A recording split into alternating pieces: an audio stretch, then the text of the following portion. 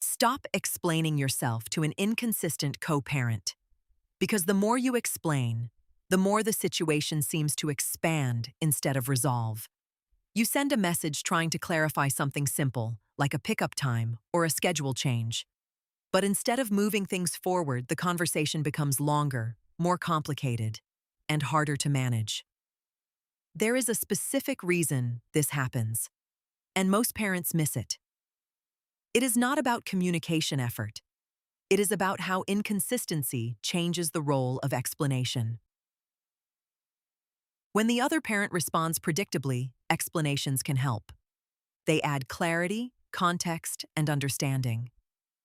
But when responses are inconsistent, explanations do something very different. They create more entry points for disagreement. In simple terms, the more you explain, the more material there is to react to. Let's look at what that means in practice. You may have experienced this yourself. You explain why a time does not work, including your schedule, your child's routine, and previous agreements. Instead of resolving the issue, the response focuses on one small detail. Now the conversation shifts to that detail, not the original problem. The pattern repeats. More explanation leads to more discussion, not more clarity. Here's why that matters. The real issue is not what most people think. It is not that you are explaining incorrectly. It is that explanation assumes shared logic. When consistency is low, shared logic is not the foundation of the interaction. Instead, the interaction becomes reactive and situational. This is where the situation becomes counterintuitive. More information does not create more agreement. It creates more surface area for disagreement. Put simply, explanation increases complexity. Let's break that down further. When you send a short message like, "Pickup is at 5 p.m., there is only one point of focus. But when you send a longer message explaining why 5 p.m. is necessary, you introduce multiple elements. Your schedule, past situations, reasoning behind the decision. Each of those elements becomes something that can be questioned, challenged, or redirected. What this looks like in real life is simple. A parent explains, "I need 5 p.m. because of work, and last time this happened, it created issues, and our child needs consistency." The response does not address the pickup time. It focuses on whether last time was actually an issue. Now the conversation moves backward instead of forward. That shift is not accidental. It is a natural result of adding more content to the conversation. Now here's the part that often surprises people. Reducing explanation does not mean you are being uncooperative. It means you are protecting the structure of the conversation. This is where strategy becomes important. Instead of explaining, focus on stating.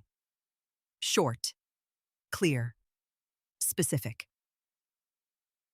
For example, instead of saying, "I can't do that time because of work and everything else going on," you say, "That time does not work. Pickup is at 5 p.m."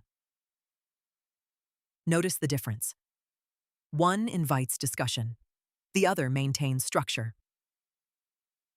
Let's look at another example. You receive a message asking for a last-minute change. One approach is to explain why it is difficult. Another approach is to respond with the system. The schedule requires 24-hour notice for changes.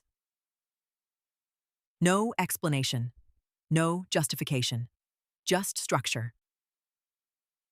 In simple terms, you are shifting from emotional reasoning to logistical clarity.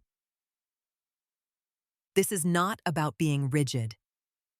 It is about reducing unnecessary decision-making in real time.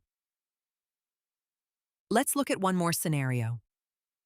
A message includes both a logistical question and a critical comment. For example, "What time is pickup?" And you always make things difficult. If you respond to both parts, the conversation expands. If you respond only to the logistical question, The conversation stays contained. The pickup time is 5 p.m. That response does not ignore the situation. It prioritizes what moves things forward. You may have experienced this moment, where you feel the urge to clarify everything to make sure you are understood. That urge is natural, but in inconsistent dynamics, it often works against you. Because understanding is not always what the interaction is centered on. Instead, stability comes from consistency in your responses.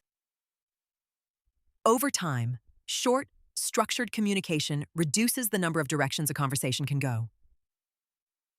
It limits escalation, it reduces emotional load, and it keeps the focus on the child and the logistics that support them.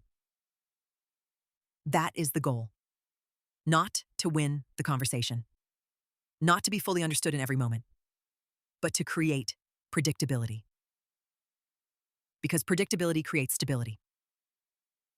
And stability is what children rely on most.